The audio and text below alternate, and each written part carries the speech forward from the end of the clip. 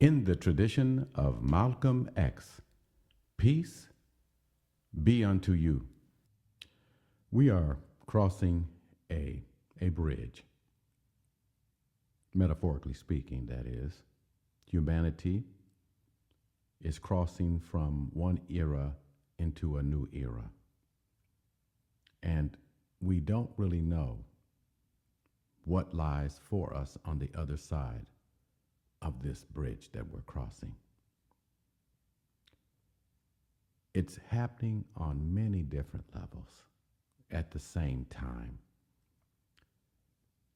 Some of the top climatologists, some of the top geologists, some of the top scientists who study the North and South poles,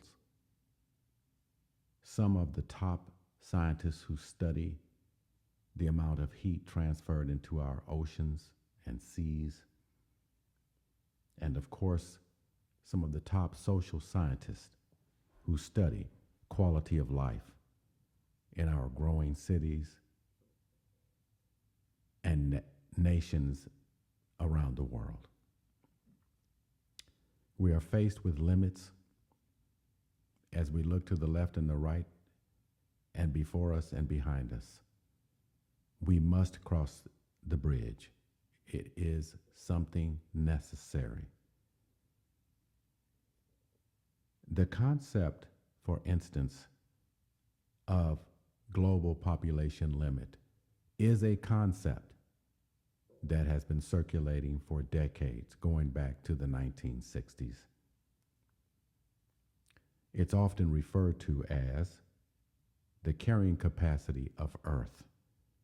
Every environment, as I have said many times, whether it be a small elevator compartment or a large ecosystem, is defined by limits to human population and human population growth. Now, no single person is solely responsible for having predicted the limit, but several individuals have studied and contributed to the population discussion over the course of centuries now, beginning with Thomas Malthus, who wrote the book Essays on the Principle of Population. He argued that human population growth would eventually outstrip food production, leading to famine, disease, and other checks on population growth. And I think that we can testify to that. We are witnessing that happening in real time as we find ourselves in the United States forced to accept shortages and increased prices on basic food staples. There was another individual who taught at Stanford University, I think I'm mispronouncing his name, Paul Ehrlich, in his book, The Population Bomb, which was published, if I recall correctly, in 1968. He warned in his book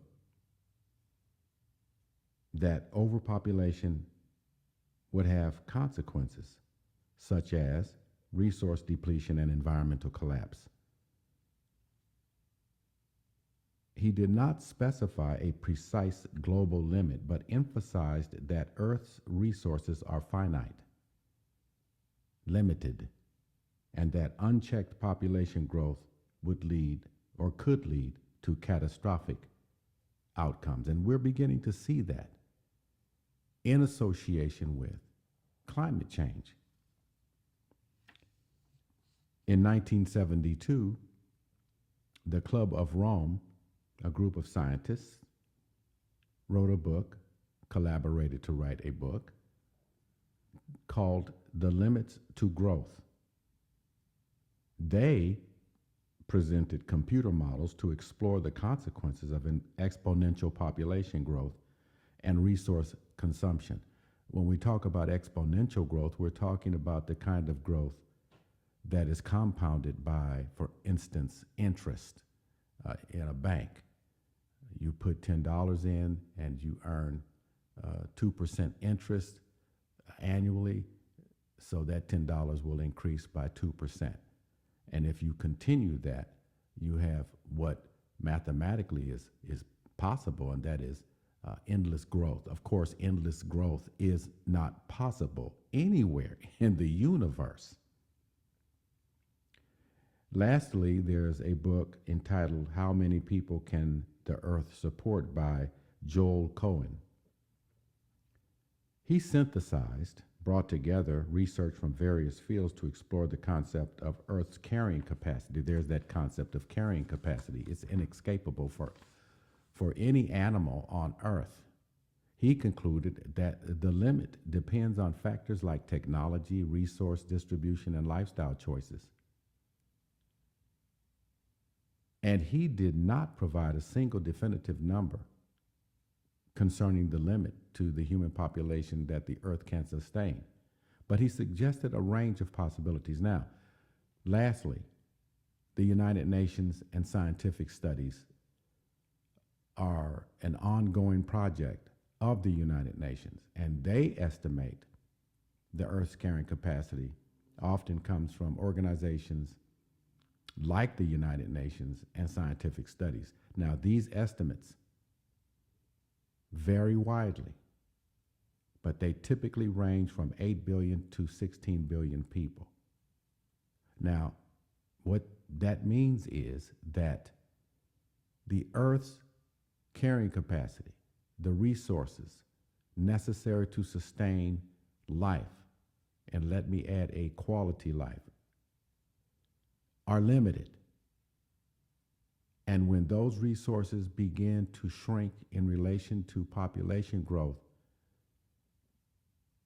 then population growth levels off and then may finally plunge even to zero. So no single person predicted the global human population limit.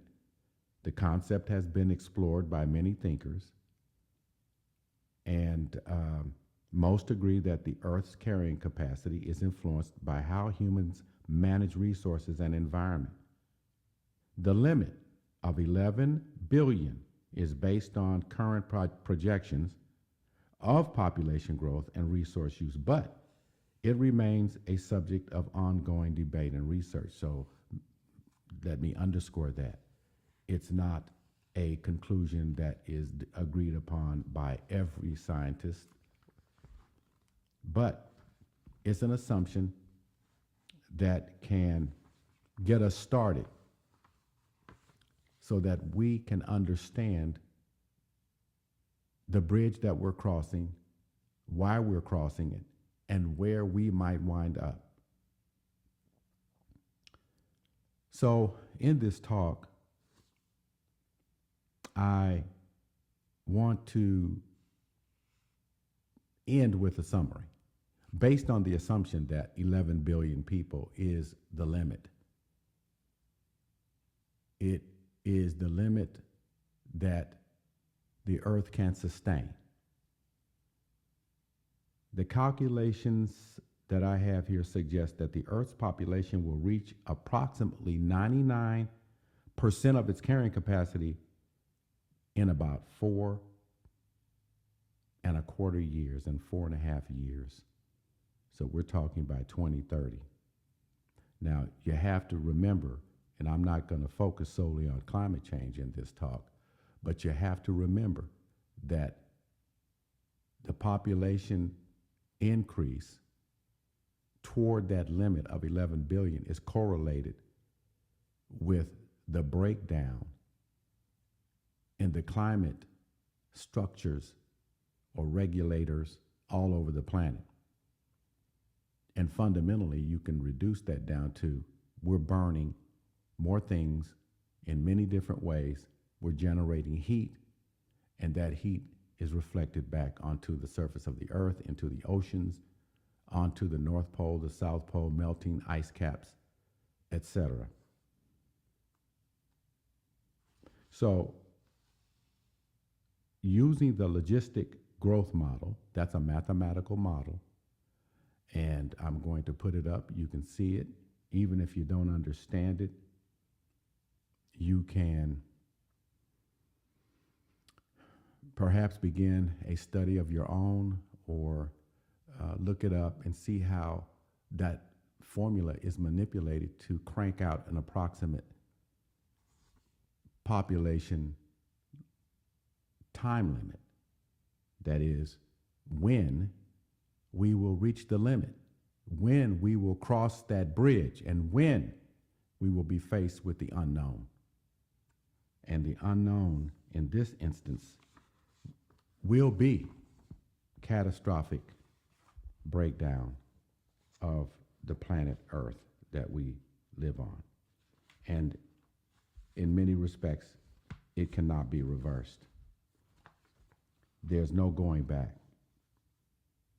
And we can see that along with this movement across the bridge into the unknown, driven by these forces, these limitations that are bearing down upon us now, is the breakdown of global cooperation, the breakdown of international law, the increase in nationalism and national piracy, led by, unfortunately, our nation.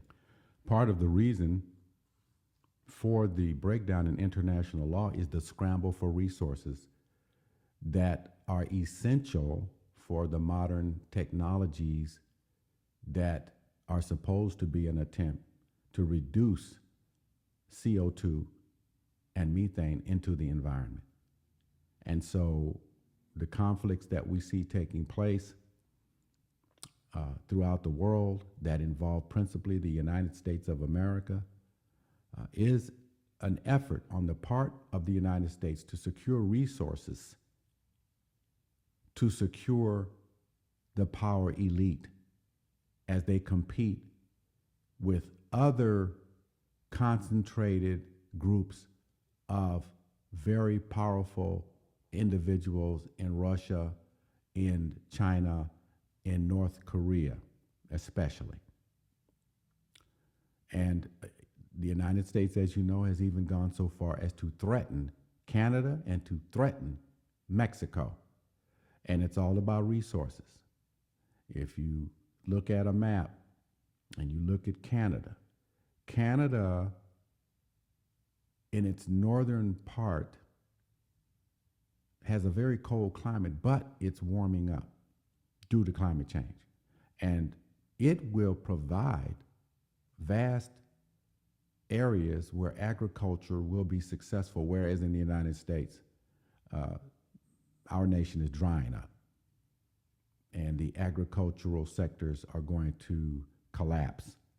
And America will have to reach out to other places for food. And that, of course, will ultimately economically break the United States. And that includes Mexico, which imports right now hundreds of millions of dollars worth of vegetables and probably other products into the United States. And eventually it'll be eggs and chicken.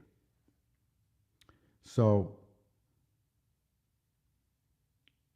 I hope that this short talk during this month of Ramadan will help you to understand that we are driven by necessity and that it's irreversible at this point. It's irreversible. We've got to cross the bridge. And many, many human beings are going to die. And when I say many human beings, I mean billions of human beings over the course of the next 10, 20, 30, 40, 50 years are going to die. They're not going to die in one day, but there's going to be an increase in the mortality rate worldwide for many reasons that include famine or starvation and warfare and basic national breakdown. Nations are going to begin to crumble. So with that, I invite you to leave your comments, and I'm going to try and expand upon this subject matter as I talk, take a look at various social aspects of our lives in relation to the carrying capacity of Earth and give you an idea as to what to expect from this catastrophic era that we are moving into. I am Dr. Stephen Nur Ahmed. Peace be unto you.